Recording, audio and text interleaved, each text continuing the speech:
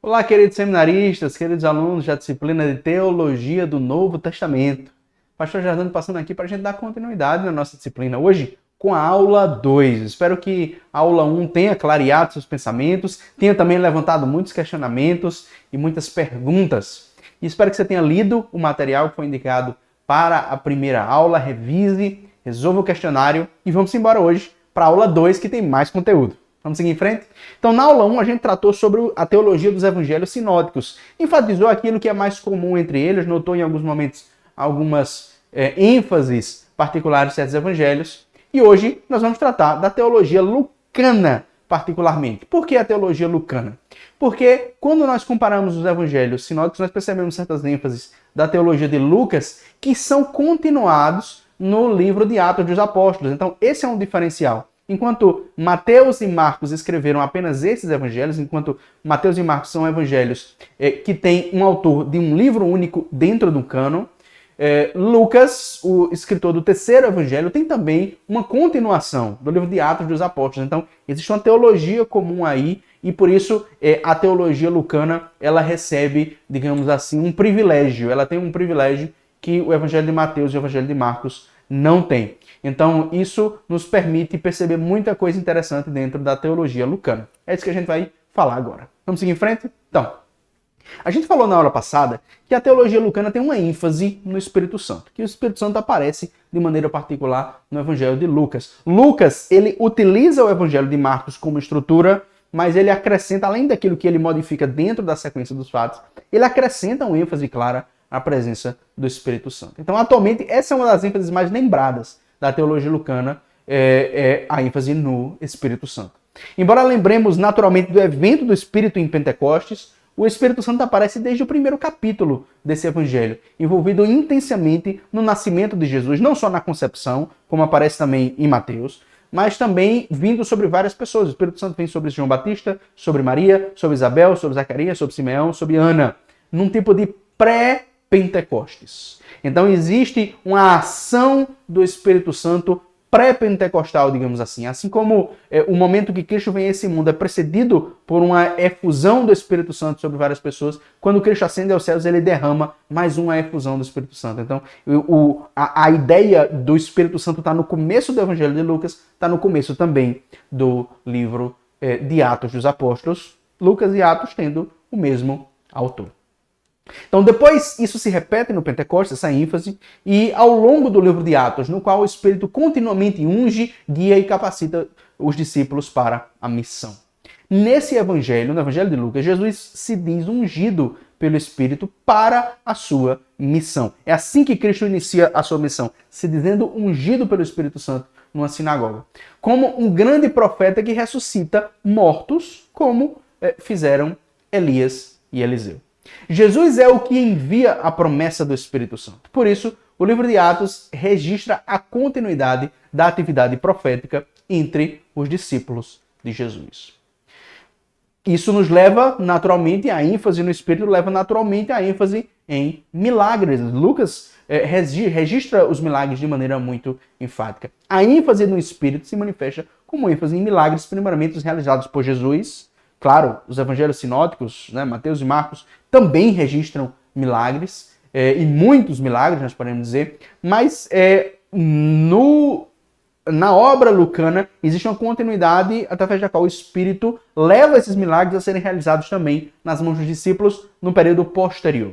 Então, há curas de cegos, de aleijados, ressuscitações, exorcismos, profecias, sonhos, aparições de Jesus e de anjos. Até a sombra de Pedro e os lenços de Paulo faziam milagres. Então existe uma ênfase em ações, em sinais extraordinários realizados pelo Espírito Santo através das mãos dos discípulos. Outra ênfase importante no Evangelho de Lucas, a ênfase na oração. O Evangelho de Lucas é marcado por momentos de oração não mencionados nos outros evangelhos sinóticos e por ensinamentos sobre oração. Esse é um ponto interessante. Por exemplo, na transfiguração, ou no batismo de Cristo. Podemos falar do batismo de Cristo. Quando Cristo é batizado, o Evangelho de Lucas enfatiza que Cristo estava orando ali quando os céus eles se abrem sobre ele. Então, o momento do batismo é registrado pelos 3 evangelhos. Na realidade, de certa maneira, pelos 4 evangelhos. Mas nós podemos dizer só Lucas menciona esse fato, enfatiza que Cristo estava orando ali. E essa oração de Cristo reaparece em outros momentos. Em outros momentos, Lucas insere essa informação. Cristo estava orando ali, Jesus estava orando, o Senhor estava orando ali.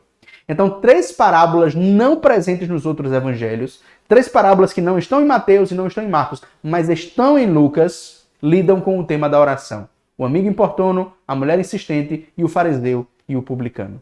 Então, Lucas, ele valoriza a oração dentro da sua teologia. Ele procura ver Cristo orando e mostrar isso para os leitores. E isso, de certa maneira, encaminhava os discípulos no seu discipulado. Então, somente nesse evangelho, Jesus é registrado orando durante o batismo e durante a transfiguração. 2 momentos miraculosos. Por isso também os discípulos aguardavam a vinda do Espírito em oração. Também só nesse evangelho, Jesus passa a noite em oração antes de selecionar os discípulos. Jesus orou antes de revelar sua identidade aos discípulos. No Getsemane, Jesus encoraja os discípulos a orar. Então, os discípulos pedem que Jesus ensine a orar, e nesse contexto aparece a referência ao Espírito Santo.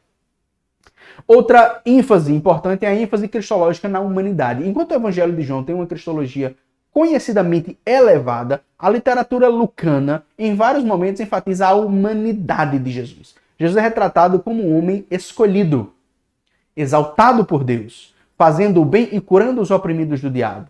Os vários momentos em que Jesus aparece orando, ênfase na oração, ressaltam essa dependência em relação ao Pai. Assim como vários textos assinalam a ação do Espírito através de Jesus, a ênfase no Espírito. Então, quando nós percebemos essa ênfase cristológica, 2 coisas se conectam.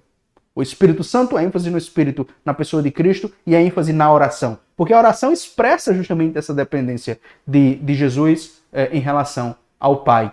Então, quando nós percebemos que esse evangelho enfatiza a humanidade de Jesus, nós percebemos que essas coisas naturalmente se conectam. Jesus depende do Pai e por isso é a ação do Espírito em Jesus que realiza todas essas coisas. Jesus é capacitado pelo Espírito, expulsa demônios pelo dedo de Deus, ele é ungido do Pai. Embora exista essa ênfase, essas coisas não negam a divindade de Jesus. Estamos falando aqui de uma ênfase e não de uma exclusividade. Logo no começo do Evangelho, Maria é chamada de mãe do meu Senhor, significando que Jesus é o Senhor. Então, não existe uma negação da divindade de Jesus, mas existe uma ênfase particular, acentuada na humanidade de Jesus e, portanto, na proximidade de Jesus conosco. Ou seja, na descida de Cristo àqueles que são mais miseráveis, mais necessitados, e por isso Cristo se coloca como dependente, assim como eles são dependentes. Existe também uma coisa interessante na teologia lucana, algo que nem sempre é notado, mas que a literatura sobre a teologia lucana mostra também, é algo que deveria estar lá e não está. Quando nós falamos na ênfase no Espírito, na ênfase na oração, na ênfase na humanidade de Cristo, são coisas que nós vemos no texto e por isso notamos. Mas aqui existe uma ausência de uma teologia da expiação na cruz. Isso é algo particular do Evangelho de Lucas, do livro de Atos dos Apóstolos. Existe uma exceção, nós podemos mencionar aqui, mas essa literatura lucana, essa teologia lucana, não enfatiza. É algo que nós esperaríamos que estaria lá e que não está. Então, um dos traços mais surpreendentes da obra de Lucas é a ausência quase completa de uma explicação teológica da paixão e crucificação de Jesus. A morte de Cristo aparece muito mais como um martírio, nunca como um sacrifício expiatório explícito. Então, mesmo na narrativa da instituição da Eucaristia, disse apenas que o sangue de Cristo é derramado hiper himon, por vós, em vosso benefício, sem uma conexão com a remissão dos pecados, como aparece em Mateus e em Lucas. No livro de Atos, nos momentos em que a graça e a remissão dos pecados são mencionados, não há uma ligação explícita com a paixão e crucificação. Não existe uma ligação. Se diz que Deus nos dá essas coisas, a graça e a remissão dos pecados. Mas Lucas não procura conectar isso nos seus discursos ao sacrifício de Cristo, à cruz de Cristo de nenhuma maneira. Para Lucas é possível pregar o evangelho, ao menos em sua forma mais primitiva e querigmática, sem uma referência à remissão dos pecados, mas não sem o milagre da ressurreição. Então, Lucas, como teólogo do milagre, enfatiza muito mais a ressurreição do que a crucificação nos discursos do livro de Atos dos Apóstolos. Nos sermões evangelísticos no livro de Atos dos Apóstolos enfatizam muito mais que Cristo ressuscitou do que ele morreu. Por outro lado, se fala da paixão do Senhor e de como essa morte foi pré-determinada nos planos divinos, de como Cristo tinha que sofrer. Mas os sermões são marcados pela ênfase típica lucana sobre o milagre. Agora, a ressurreição, exaltação após o sofrimento. Então, existe uma ênfase na exaltação, não tanto no sofrimento. É interessante que isso aparece no Evangelho, que enfatiza tanto essa descida de Jesus, essa humanidade de Jesus, essa dependência, essa proximidade, mas tudo isso é colocado como algo que se manifesta no milagre da ressurreição. Tudo que recebe um sentido no milagre da ressurreição. Cristo padeceu para entrar na sua glória. Cristo precisou padecer, é verdade, mas os discípulos também. Então, os textos não conectam a necessidade da paixão à promessa do perdão. Em toda a obra lucana, possivelmente a única referência significativa a uma interpretação teológica é Atos 20 e 28, que trata o sangue de Cristo como compra e não como expiação. Ainda assim, só há salvação em Jesus. Esse ponto é importante na teologia lucana. Por sua graça, pela graça de Jesus, alcançando a remissão dos nossos pecados. Então a morte de Cristo é colocada muito mais em linha com as várias mortes dos profetas e justos do passado. Como profeta, ele morre em Jerusalém. Jerusalém não reconheceu o tempo da sua visitação. Chegaria o tempo em que o sangue de todos os profetas e justos seria requerido.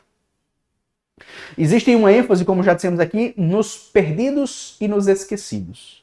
Em vários momentos, o Evangelho de Lucas se preocupa com os necessitados. A compaixão é um tema enfatizado. Enquanto o Evangelho de Mateus fala dos pobres de espírito, dos que têm fome e sede de justiça. Note, pobres de espírito, fome e sede de justiça. Em Lucas, essas palavras dizem respeito à pobreza material. Lucas não diz pobres de espírito, mas apenas pobre. Não diz fome e sede de justiça, mas apenas fome e sede. Então, o Evangelho de Lucas, ele não se preocupa em fazer certas explicações que o Evangelho de Mateus faz. Ele deixa as coisas de uma maneira mais simples e que tem um sentido mais óbvio no que se refere à pobreza material. Somente no Evangelho de Lucas é registrado o ensino de Jesus sobre convidar os pobres e os doentes, não os amigos ricos, para um banquete, desenvolvendo o tema do tesouro do céu e da recompensa no mundo vindouro, presente também nos outros evangelhos e presente no judaísmo da época. Essa noção de que havia um tesouro celestial pelas nossas boas obras, pelo cuidado que nós temos com os pobres, pelas esmolas, não é algo exclusivo do cristianismo. O judaísmo da época tinha essa noção. O cristianismo tomou essa noção como herança, tomou essa noção emprestada para fazer o ensinamento de Jesus sobre a importância dessas coisas. Então, Cristo continua esse ensinamento judaico, nós podemos dizer. E Lucas enfatiza. Lucas não cria essa noção do tesouro no céu, mas ele enfatiza isso que já está lá presente no judaísmo e presente particularmente nos evangelhos sinóticos. Então, essa preocupação com os necessitados e com a solidariedade reaparece no livro de Atos dos Apóstolos. Jesus se compadece também dos pecadores. A parábola da ovelha perdida, que também é registrada em Mateus, o Evangelho de Lucas acrescenta duas parábolas exclusivas, a dracma perdida e o filho perdido ou filho pródigo. Esse evangelho registra a preocupação de Jesus com os perdidos. Entre os esquecidos no Evangelho de Lucas, na teologia lucana, estão os publicanos. Em Mateus e Marcos, Jesus já mostra sua compaixão e sua proximidade, sua aproximação com esses grupos. Mas o Evangelho de Lucas acrescenta várias histórias interessantes que enfatizam essa dimensão. A história de Zaqueu, que é reconhecido como filho de Abraão, a parábola do fariseu e do publicano, além da mulher pecadora. Aliás, o Evangelho de Lucas tem um interesse particular em mostrar a participação das mulheres no ministério de Jesus. 3 delas aparecem profetizando nos primeiros capítulos, Isabel, Maria e Ana, e outras aparecem depois. Maria Madalena foi liberta de uma possessão demoníaca e 2 outras histórias envolvem mulheres sob ataque demoníaco, registradas apenas por Lucas. Uma delas é a libertação de uma mulher de uma enfermidade no sábado, em Lucas 13, e outra, já no livro de Atos, envolve uma escrava que, possessa, dava lucro aos seus senhores, em Atos 16. Mas algo que naturalmente se evidencia na leitura da obra lucana é a compaixão de Deus para com os gentios, que vivem longe da comunidade e da aliança de Israel. Um gentio aparece na parábola do bom samaritano, um exemplo de misericórdia divina, e noutra história como exemplo de gratidão, em Lucas 10 e em Lucas 17, respectivamente. Há nesse evangelho um simbolismo numérico ligado à missão das nações. Enquanto os outros evangelhos falam do envio dos 12 discípulos, ainda durante o ministério de Jesus, Lucas é o único a registrar o envio dos 70 discípulos em Lucas 10. Enquanto 12 é um símbolo das 12 tribos de Israel, 70 ou 72, a depender de como a crítica textual estiver se posicionar, esse número 70 ou 72 é um símbolo das 70 ou 72 nações que aparecem em Gênesis 10 e 11. O livro de Atos conta, em parte, a história de como o evangelho alcança outras nações. Primeiro, os samaritanos, que eram circuncisos e praticavam uma forma de religião próxima do judaísmo, e os prosélitos do judaísmo, mas depois gentios, que nunca tinham tido contato com a lei. Ou seja, existe desde já no simbolismo numérico do Evangelho de Lucas uma preocupação em mostrar que a salvação iria para essas nações também. A pergunta que os discípulos fazem a Jesus nesse livro é sobre quando o reino seria restituído a Israel. Jesus não responde diretamente à pergunta, mas diz que os discípulos deveriam aguardar a vinda do Espírito e ser testemunhas para as nações. Será que Jesus mudou de assunto? Na verdade, o livro de Atos mostra como essa restituição do reino de Israel aconteceu através dos gentios. A entrada dos gentios na igreja significou a restauração do reino de Davi, como vemos em Atos 15, do 13 ao 17. Mesmo no tempo em que ainda não havia ouvido o evangelho, as orações de Cornélio eram ouvidas por Deus. Por isso, Deus enviou Pedro até Cornélio para que este conhecesse o evangelho. Deus se preocupa com os povos.